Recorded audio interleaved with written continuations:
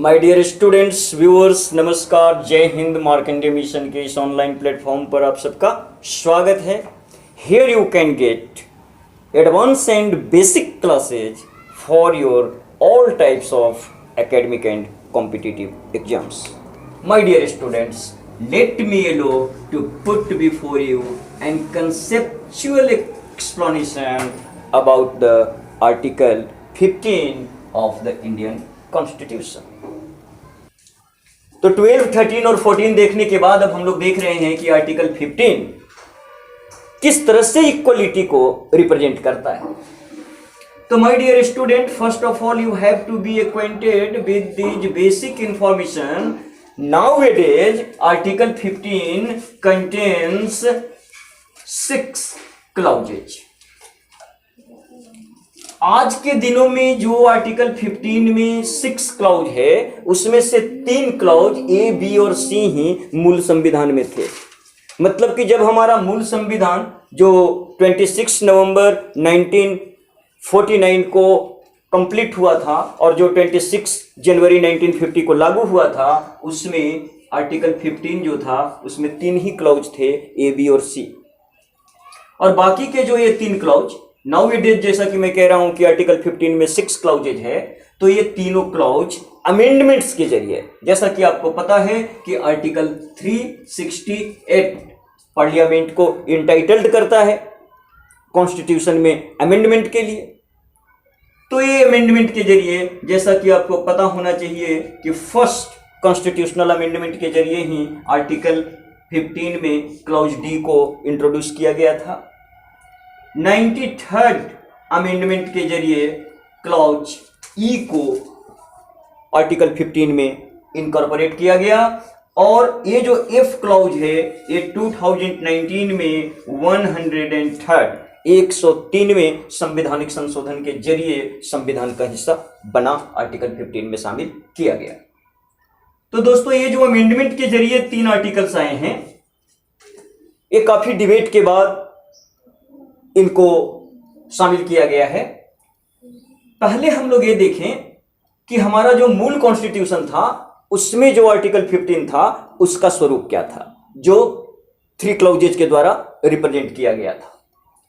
तो क्लाउज ए कहता था कि स्टेट, तो क्लाउज ए कहता है कि state shall not discriminate any person on grounds of only religion,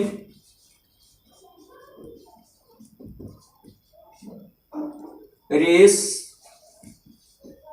caste, sex and birthplace।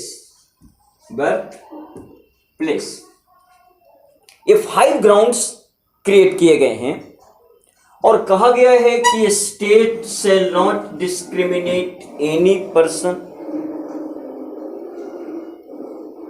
on the grounds of only religion, race, caste, sex and birthplace। इसका सीधा मतलब है कि सरकार के द्वारा, राज्य के द्वारा। और आपको पता है कि आर्टिकल 12 फंडामेंटल राइट ने अपने फर्स्ट आर्टिकल में स्टेट को आइडेंटिफाई कर दिया है। ध्यान रखिए, उन्होंने 4 तरह के बेसिक फॉर्म्स बताए हैं स्टेट के: central government, parliament, legislative, state government, local governments, municipalities, gram panchayat and other authorities के अंदर भी ऐसे इंस्टीट्यूशंस को स्टेट माना गया है जो स्टेट के द्वारा फंडेड होते हैं या स्टेट का उनमें इंटरफेरेंस होता है। तो ऐसी कोई भी संस्था को स्टेट माना गया है। और स्टेट क्या है वो डिफाइंड है आर्टिकल 12 में। तो उन सारे संस्थाओं को कहा जा रहा है कि state shall not deny any person, state shall not discriminate any person, state shall not discriminate any person on the grounds of only religion, race, caste, sex and birthplace। कि जो राज्य हैं वो किसी भी तरह से किसी भी नागरिक के साथ सिर्फ और सिर्फ रिलीजन, रेस, कास्ट, सेक्स और बर्थ प्लेस के आधार पर भेदभाव नहीं कर सकते। यहां वनली शब्द जो दिया गया है इनके पीछे कि state shall not discriminate any person on the grounds of only religion, सिर्फ धर्म, जाति, वंश, सिर्फ धर्म, नस्ल, जाति, लिंग और जन्म स्थान के आधार पर कोई भेदभाव नहीं होगा। इसको आप थोड़ा ऐसे समझ लें कि मान लीजिए एयर होस्टेस के सर्विस से रिटायरमेंट का जो उम्र है वो 40 वर्ष या 35 वर्ष निर्धारित कर दिया गया, तो सुप्रीम कोर्ट में ये मामले रखे गए, केस के रूप में गया और सुप्रीम कोर्ट ने ये ऑब्जर्व किया कि नहीं, ये डिस्क्रिमिनेशन नहीं है, क्योंकि यहां जो उन पर रिटायरमेंट पहले लेने का कानून बना है वो सिर्फ उनके जेंडर की वजह से नहीं बना है, ये उनके काम के प्रवृत्ति से भी जुड़ा हुआ है। तो यहां आप ऐसे समझेंगे कि स्टेट को मना ही किया जा रहा है 15 के क्लाउज ए में कि वो सिर्फ रिलीजन, सिर्फ रेस, सिर्फ कास्ट, सिर्फ सेक्स या सिर्फ बर्थ प्लेस के आधार पर कोई भेदभाव नहीं करेगा। तो my dear student, clause B ये कहता है no citizen shall on grounds of religion, race, caste, sex and birth place और एनी ऑफ देम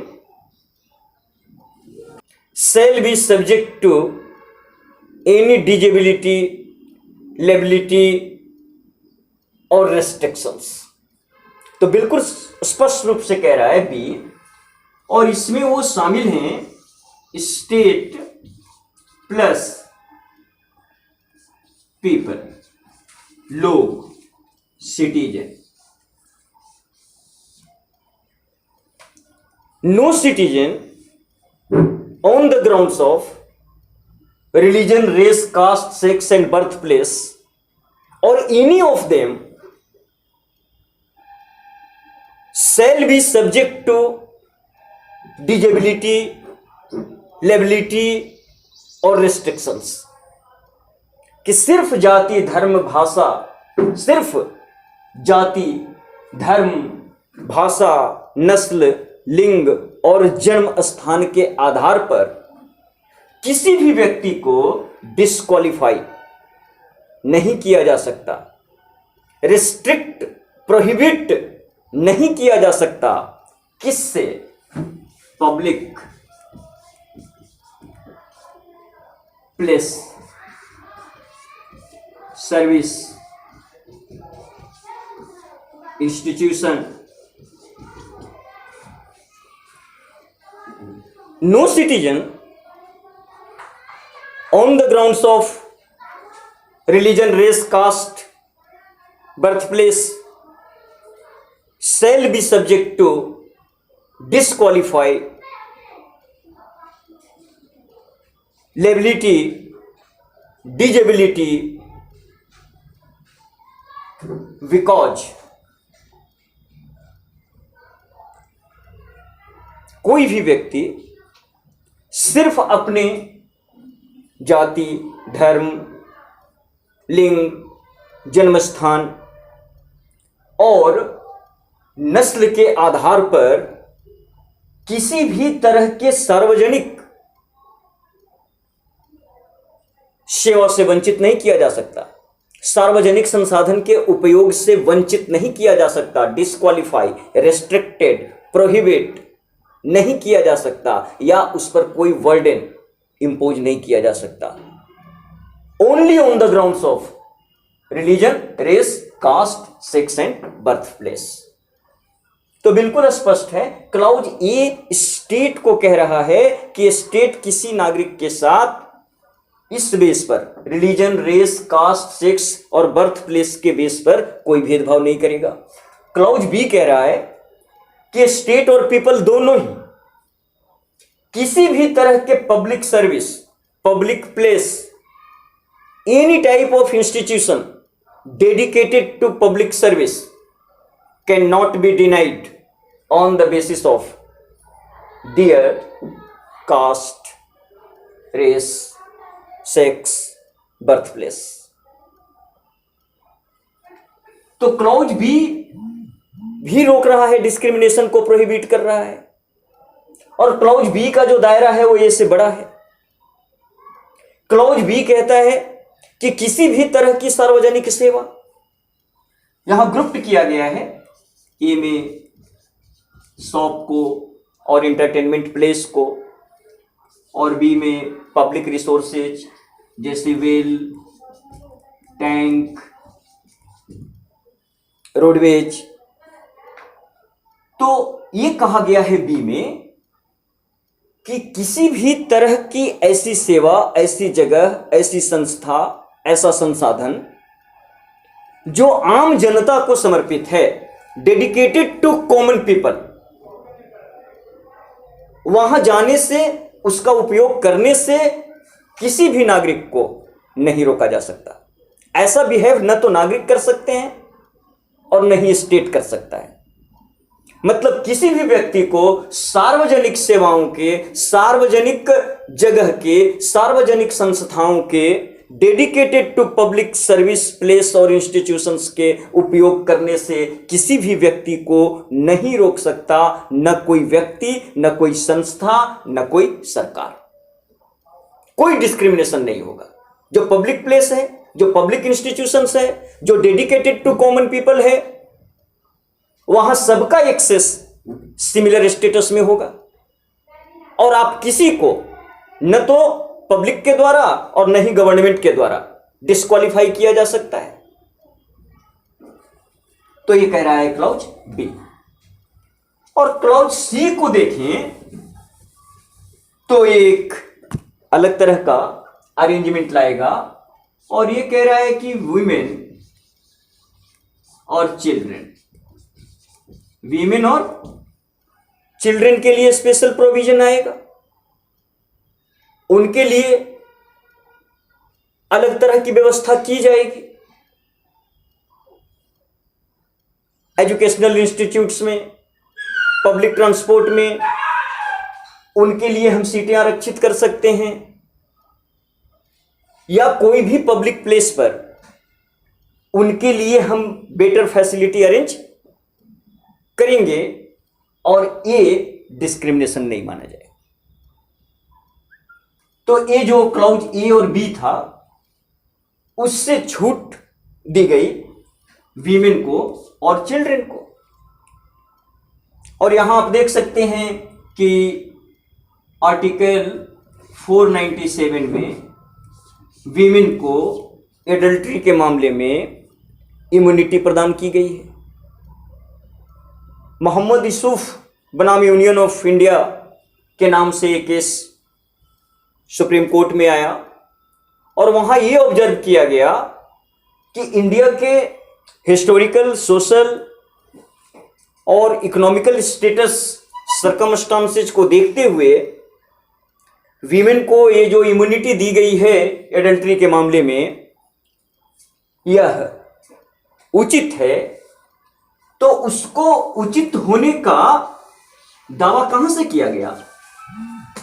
आर्टिकल 15 के क्लॉज सी से, क्योंकि इनको लेकर हम स्पेशल प्रोविजन कर सकते हैं। तो ये 3 बेसिक क्लॉज के बारे में हमने आपको बताया, जो हमारे संविधान का मौलिक हिस्सा था, जो हमारे संविधान में शुरुआती तौर से ही शामिल थे। 26 जनवरी 1950 से ही ये तीनों क्लॉज अस्तित्व में थे। लेकिन अब मैं आपको क्लॉज डी की ओर लाना चाहूं तो मुझे एक और मुकदमे का जिक्र करना होगा, और उसे शायद आप पहले भी जानते होंगे। ये मामला तत्कालीन मद्रास स्टेट का है, और चंपकम दोराई राजन वर्सेज स्टेट ऑफ मद्रास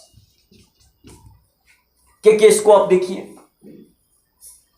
इसमें तत्कालीन मद्रास की सरकार ने मेडिकल कॉलेजेज में SC, ST ओबीसी जैसे सोशल ग्रुप्स के लिए सीट रिजर्व की, जिसको चैलेंज किया गया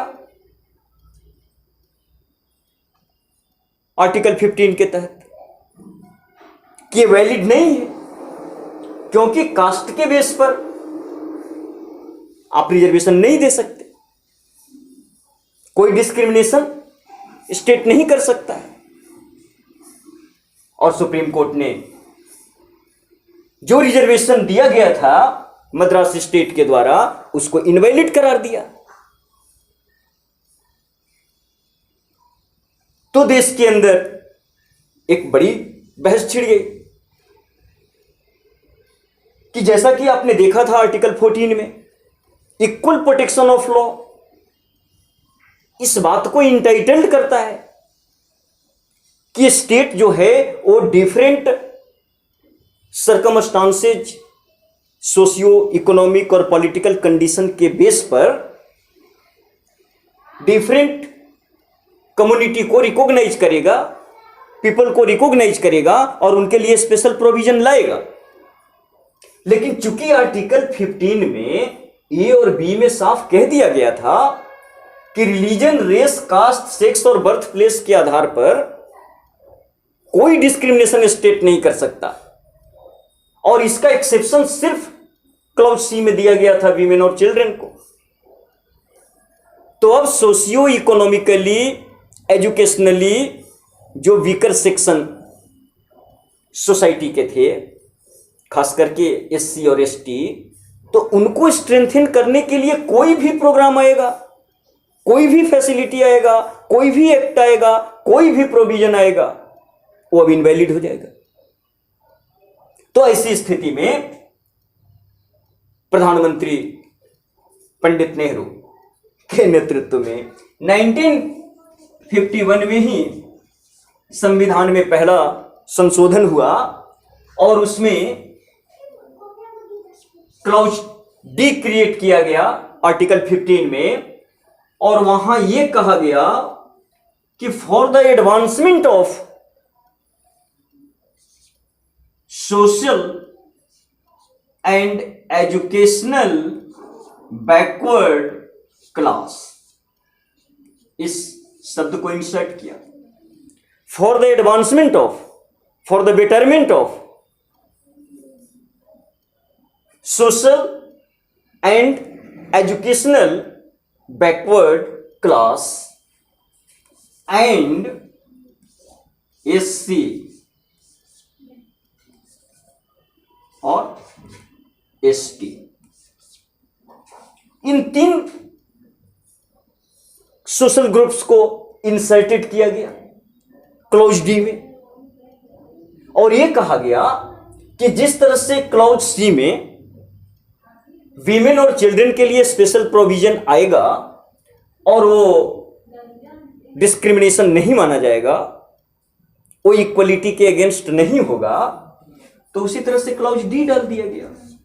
और क्लॉज डी में यह कहा दिया गया कि for the betterment of, advancement of socially and educationally, कि सामाजिक रूप से और शैक्षणिक रूप से जो पिछड़ा वर्ग है उसके लिए भी यदि कोई स्पेशल प्रावधान आएगा तो वह इक्वलिटी के अगेंस्ट नहीं होगा या उसको डिस्क्रिमिनेटरी प्रैक्टिस नहीं माना जाएगा। और यही सुविधा एससी और एसटी को भी दी गई और ये तीनों ग्रुप को इंसर्ट कर दिया गया फर्स्ट कॉन्स्टिट्यूशनल अमेंडमेंट के जरिए 1951 में। और अब इनके लेकर जो रिजर्वेशन आएगा या स्पेशल प्रोविजन आएगा वो वैलिड होगा। अब ये क्लॉज ई क्या कहता है? तो क्लॉज ई कहता है कि जो एजुकेशनल इंस्टीट्यूट्स हैं, जो एजुकेशनल इंस्टीट्यूट्स हैं, वो चाहे पब्लिक हो या प्राइवेट, स्टेट के द्वारा उनको असिस्टेंस फंड मिलता है या नहीं मिलता है। सारे एजुकेशनल इंस्टीट्यूट्स में इन तीनों कैटेगरी और पहले से एक वीमेन सबके लिए स्पेशल अरेंजमेंट किया जाएगा। तो 93rd अमेंडमेंट के जरिए एजुकेशनल इंस्टीट्यूट्स में पब्लिक और प्राइवेट सबको शामिल किया गया और कहा गया कि भारतीय क्षेत्र के अंदर जितने भी किसी भी प्रकार के शैक्षणिक संस्था, इसमें एक प्रकार की शैक्षणिक संस्था को इम्यूनिटी है और वो है आर्टिकल 13 के तहत जो माइनॉरिटीज के लिए इंस्टीट्यूशंस होंगे, रिलीजियस, कल्चरल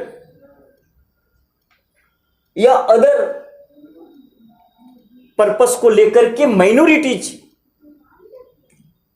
सोसाइटी जो अपने लिए इंस्टीट्यूशंस बनाया है, जिसको बनाने का अधिकार उसे आर्टिकल 31 के जरिए मिला है, तो माइनॉरिटीज इंस्टीट्यूशंस को छोड़ के बाकी सारे इंस्टीट्यूशंस चाहे पब्लिक हो या प्राइवेट, उन सब में इन 3 कैटेगरीज के लिए इंक्लूडिंग वीमेन के लिए स्पेशल अरेंजमेंट किया जाएगा, सीटें रिजर्व की जाएंगी या अन्य तरह की सुविधाएं दी जाएंगी। अब हम लोग आते हैं कि क्लॉज एफ। तो क्लॉज एफ 103rd अमेंडमेंट के जरिए आया 2019 में, और इसके द्वारा इस सेक्शन में एक और कैटेगरी को इंक्लूड किया गया और उसे कहा जाएगा इकोनॉमिकली वीकर सेक्शन। आर्थिक रूप से जो कमजोर लोग हैं, पीपल हैं, सिटीजन हैं, उनको स्ट्रेंथन करने के लिए भी स्पेशल प्रोविजन किया जाएगा और इनके लिए जो स्पेशल प्रोविजन होगा वह भी इक्वालिटी के खिलाफ नहीं माना जाएगा, वो वैलिड होगा। तो 103rd अमेंडमेंट के जरिए आर्टिकल 15 में क्लॉज एफ इंसर्ट किया गया और इसके जरिए AEWS इकोनॉमिकली वीकर सेक्शन को इंट्रोड्यूस किया गया। सोशियली और एजुकेशनली तो पहले से ही शामिल थे, अब वहां सोशियली, एजुकेशनली एंड इकोनॉमिकली ऐसा प्रोविजन कर दिया गया और क्लॉज एफ के जरिए उनके अरेंजमेंट्स किए गए और वहां यह कहा गया कि एजुकेशनल इंस्टीट्यूट्स में या अदर पब्लिक वेलफेयर स्कीम्स में, सर्विसेज में इन्हें भी उसी तरह की विशेष सुविधाएं दी जा सकेंगी जैसा अब तक सिर्फ सोशियली और एजुकेशनली बैकवर्ड कम्युनिटी को मिल रहा था। अब वो सारी सुविधाएं इकोनॉमिकली, आर्थिक रूप से कमजोर वर्ग को भी उपलब्ध होगा और जैसा कि आपको पता है 10% का कोटा यहां केंद्र सरकार ने इनके लिए रिजर्व किया। तो इस तरह से मैंने आपके सामने इलस्ट्रेट किया इंडियन कॉन्स्टिट्यूशन के आर्टिकल 15 को, जो कंटेन करता है 6 मेजर आर्टिकल्स, जिसमें 3 बेसिक आर्टिकल्स संविधान के शुरुआत से ही थे, और 3 इनकॉर्पोरेट किए गए हैं, शामिल किए गए हैं डिफरेंट कॉन्स्टिट्यूशनल अमेंडमेंट्स के जरिए। फर्स्ट कॉन्स्टिट्यूशनल अमेंडमेंट के जरिए 1951 में क्लॉज डी क्रिएट किया गया था, और इसके जरिए सोशियली और एजुकेशनली बैकवर्ड कम्युनिटी क्लास और शेड्यूल्ड क्लास और शेड्यूल्ड ट्राइब्स को शामिल किया गया। तो जैसा कि आपको पता है कि शेड्यूल्ड कास्ट को आर्टिकल 341 में और शेड्यूल्ड ट्राइब को आर्टिकल 342 में डिफाइन कर दिया गया है। तो क्लियर है कि एससी शेड्यूल्ड कास्ट के अंदर कौन कम्युनिटी आएंगे और एसटी शेड्यूल्ड कास्ट के अंदर कौन कम्युनिटी आएंगे, और फिर इनके लिए स्पेशल अरेंजमेंट किया जाएगा। लेकिन संविधान के किसी भी भाग में इनको रिकॉग्नाइज नहीं किया गया, तो अब इनको कौन रिकॉग्नाइज करेगा? तो इसके लिए राज्य सरकारें अपने स्तर पर हर राज्य में कम्युनिटी को रिकॉग्नाइज करती हैं कि किसको सोशल और एजुकेशनल बैकवर्ड माना जाएगा।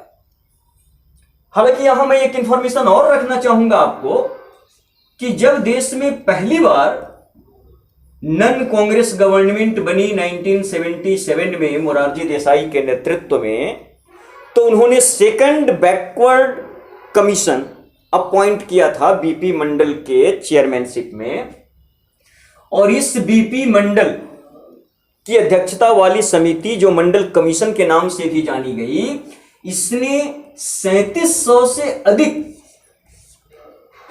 जातियों को, कम्युनिटी को सोशल इकोनॉमिकल बैकवर्ड क्लास माना। तो ये राष्ट्रीय स्तर पर इन 3700 जातियों को, जिसे रिकॉग्नाइज किया था मंडल कमीशन ने, और इसी मंडल कमीशन ने 27% सीट इनके लिए रिजर्व करने का भी रिकमेंडेशन किया था। लेकिन हालांकि आपको पता होगा कि ये जो 97 में सरकार बनी थी, वो अपना कार्यकाल पूरा नहीं कर सकी। इन्होंने कमीशन बनाया था 79 में, और कमीशन ने अपनी रिपोर्ट दी थी 80 में, और 80 में ही ये मोरारजी देसाई की जो सरकार थी, मोरारजी देसाई तो खैर पहले ही चले गए थे, सरकार जनता पार्टी की अभी बनी हुई थी चौधरी चरण सिंह के नेतृत्व में, और वो भी कोलैप्स कर गई 80 में। तो ये रिकमेंडेशन लागू नहीं हो पाया। फिर आप ध्यान देने की बात है कि 1989 में सेकेंड टाइम जब नॉन कांग्रेस गवर्नमेंट इंडिया में स्टेब्लिश हुआ सेंट्रल में, तो इस बार वीपी सिंह थे प्राइम मिनिस्टर, विश्वनाथ प्रताप सिंह, और उन्होंने मंडल कमीशन के उस रिकमेंडेशन को, जिसमें मोर देन 3700 कम्युनिटी को social economic, social educational backward caste माना गया था, और उनके लिए 27% रिजर्वेशन को रिकमेंड किया गया था, उसको बीपी सिंह की सरकार ने 90 में लागू किया।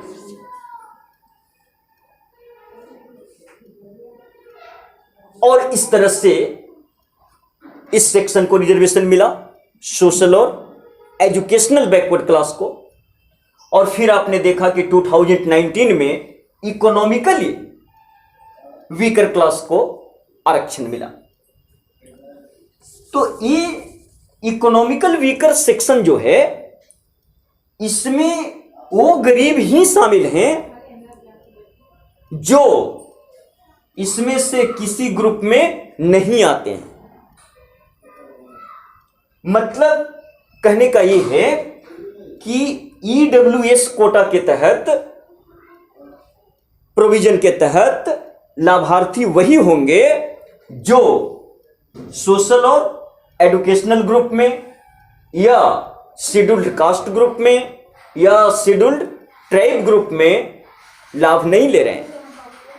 जो गरीब हैं और यहां के कैटेगरी में, एसटी में, एससी में, या सोशल एजुकेशनल ग्रुप में शामिल हैं उनको यहां शामिल नहीं किया जाएगा।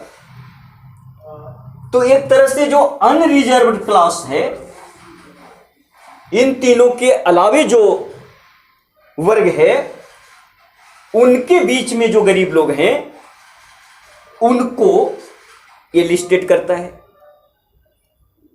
तो इस तरह से दोस्तों मैंने आपके सामने इलस्ट्रेट किया इंडियन कॉन्स्टिट्यूशन का आर्टिकल 15, जो ये बताता है कि discrimination religion, race, caste, sex और बर्थ प्लेस के आधार पर न तो स्टेट के द्वारा हो सकता है और न ही पीपल के द्वारा, सिटीजन के द्वारा हो सकता है। क्लॉज भी ये भी कहता है कि जो पब्लिक प्लेस है, जो सार्वजनिक जगह है, संस्था है, ऐसी कोई भी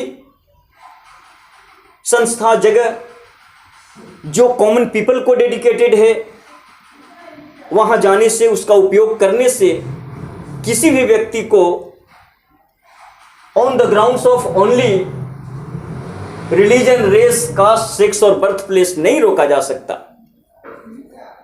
और इस ए और बी के द्वारा स्टेट और पीपल के प्रैक्टिस पर, बिहेव पर जो पाबंदी, जो प्रोहिबिशन इंपोज किया गया था, उसको क्लॉज सी में उससे मुक्त कर दिया गया था वीमेन और चिल्ड्रन को। बाद में आपने देखा कि फर्स्ट अमेंडमेंट के जरिए सोशियली और एजुकेशनली वीकर सेक्शन को, 93rd अमेंडमेंट के जरिए उनको एजुकेशन में, प्राइवेट सेक्टर, निजी संस्थाओं में भी उनके लिए प्रोविजन लाने का प्रावधान किया गया। और 103rd अमेंडमेंट के जरिए इकोनॉमिकली वीकर सेक्शन को भी क्लॉज ए और बी से इम्यूनिटी प्रदान कर दी गई, मुक्त कर दिया गया और इनके लिए स्पेशल प्रोविजन बनाने का रास्ता साफ हो गया। तो इस तरह से आपने देखा कि आर्टिकल 15 किस तरह से इंडियन कम्युनिटी में रियल सेंस में इक्वलिटी को स्टेब्लिश करने का प्रयास करता है।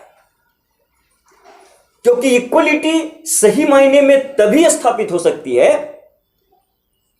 जब हर नागरिक, हर कम्युनिटी, हर क्लास, हर कास्ट इक्वलिटी, अफोर्डेबल एग्जिस्टेंस रखता हो।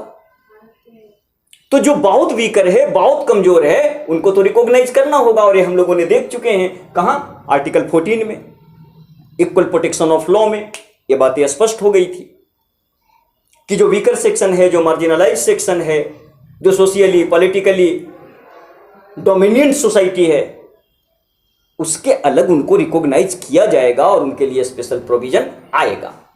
तो ये स्पेशल प्रोविजन मूल संविधान में सिर्फ वीमेन के लिए था।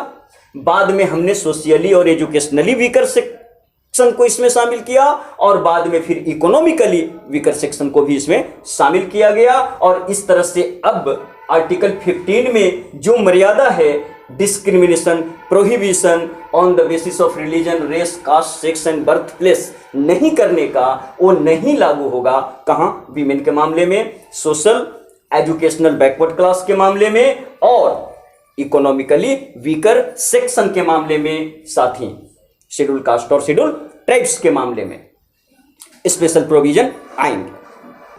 तो दोस्तों, जब बीपी सिंह की सरकार ने रिजर्वेशन की कैटेगरी में, स्पेशल प्रोविजन अफर्मेटिव एक्शन के कैटेगरी में सोशियली और एजुकेशनली बैकवर्ड कास्ट को शामिल किया और इसके लिए 27% रिजर्वेशन का प्रोविज़न किया गया, इसको एक्सेप्ट किया गया, तो इसको लेकर सुप्रीम कोर्ट में मुकदमे आए और वहाँ एक महत्वपूर्ण केस चला जिसे हम कहते हैं Indira Sahni versus union of India का केस, और ये डिसाइड हुआ 1993 में। लेकिन इससे पहले कि एससीबीसी को लेके Indira Sahni versus union of India के मामले में सुप्रीम कोर्ट ने 93 में क्या कहा, हमें एक और केस के बारे में थोड़ी जानकारी होनी चाहिए, और वो केस था Balaji versus state of Mysore. Balaji versus state of Mysore के केस में सुप्रीम कोर्ट ने यह ऑब्जर्व किया था कि सिर्फ सोशल, आप समझेंगे सोशल का मतलब यहां कास्ट है, कि सिर्फ सोशल बेस, मतलब सिर्फ कास्ट बेस नहीं हो सकता है स्पेशल प्रोविजन का, उसके साथ एडुकेशन या प्रोफेशन के लेवल को भी देखना पड़ेगा। मतलब Balaji versus state of Madras, Balaji versus state of Mysore के केस में सुप्रीम कोर्ट ने ये डिसाइड किया कि सिर्फ सोशल एस्पेक्ट, सिर्फ जाति रिजर्वेशन का, अफर्मेटिव एक्शन का आधार नहीं हो सकता। एजुकेशनल, प्रोफेशनल और अदर एस्पेक्ट्स को भी कंसीडर करके एक ओवरऑल एवरेज स्टैंडर्ड समझना होगा, और उसके आधार पर ही अफर्मेटिव एक्शन का स्टेटस तय होगा। दूसरा, उन्होंने ये कहा कि किसी भी हाल में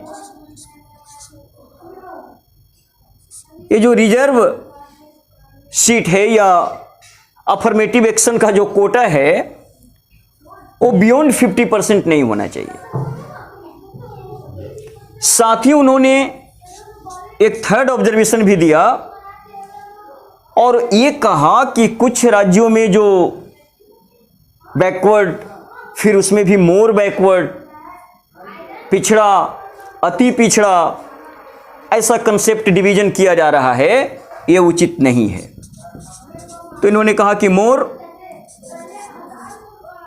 बैकवर्ड का कंसेप्ट जो है वो ठीक नहीं है।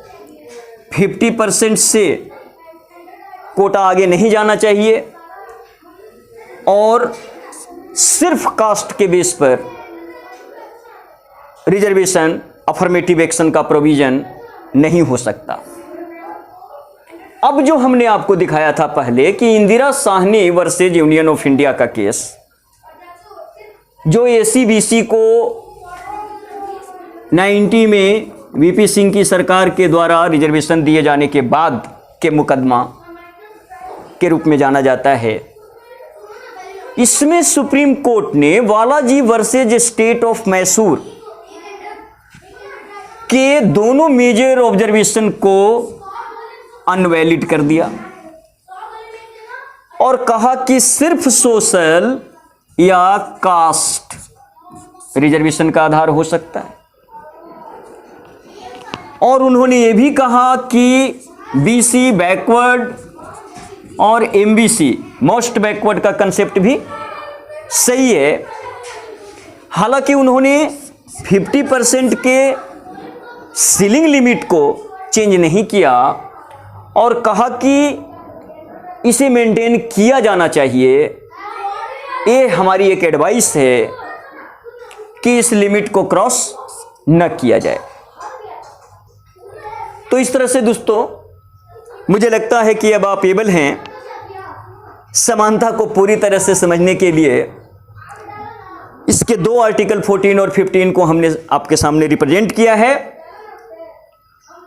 और इसके जो रेस्ट आर्टिकल हैं 16, 17 और 18 वहां ज्यादा कंसेप्चुअल बातें नहीं है। मैं कोशिश करूंगा कि बाकी के 3 आर्टिकल एक ही वीडियो में एक ही क्लास में डिस्कस हो जाए। तो बेसिकली आपको समझना था किसको, 14 को और 15 को। 14 में कुछ बेसिक कंसेप्चुअल बात हुई थी जो बहुत कॉम्प्लिकेटेड और कॉम्प्लेक्स क्वेश्चन को हल करने में आपकी मदद करेगा, या ओवरऑल आपका एक ब्रॉड आइडिया एडमिनिस्ट्रेशन के बारे में, पॉलिटी के बारे में, कॉन्स्टिट्यूशन के बारे में बनाने में मदद करेगा। तो मैं रिकॉल कर देता हूं एक बार फिर 14 में जो हमने देखा था। वहां हमने देखा था कि equality before law, equal protection of law और रूल ऑफ लॉ। और अभी 15 में हमने देखा कि नो डिस्क्रिमिनेशन। तो बेसिक टारगेट इसका यही है, state shall not discriminate any person on the grounds of only caste, religion, race, sex and birth place. तो ये 5 ग्राउंड की बात की गई है कि नो डिस्क्रिमिनेशन 15 में। और फिर इम्यूनिटी दिया गया था वीमेन को और चिल्ड्रन को, और बाद में यही इम्यूनिटी मिला किसको, सोशियली और एजुकेशनली बैकवर्ड कास्ट को, और फिर इकोनॉमिकली वीकर सेक्शन को। तो ये 15 हो गया। और इसके पहले हम लोगों ने देखा कि फंडामेंटल राइट तो 12 से ही शुरू था, तो 12 में स्टेट को डिफाइन किया गया था, और 13 में फंडामेंटल राइट के स्टेटस को रिकॉग्नाइज किया गया, उसको डेटरेंट दिया गया। और यह सुनिश्चित करने की कोशिश की गई थी कि किसी भी परिस्थिति में, under any circumstances, at any cost, fundamental right must be survived. तो माय डियर फ्रेंड्स, बहुत बहुत धन्यवाद। Let me allow to discard from this lecture.